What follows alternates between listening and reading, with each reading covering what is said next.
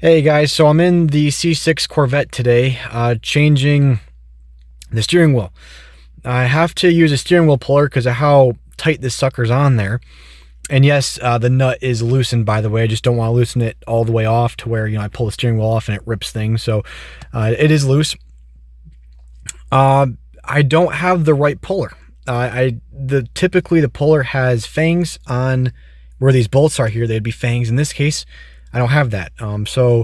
With this style where there's a bolt, it would typically thread into, I think it's technically the steering column. In this case, I don't have that, so I'm using a zip tie here to lower the nut into position.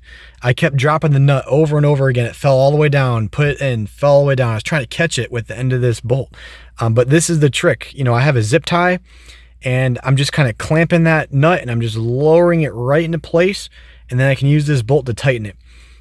So that's going to be the idea and hopefully it works out. So cool. See you guys.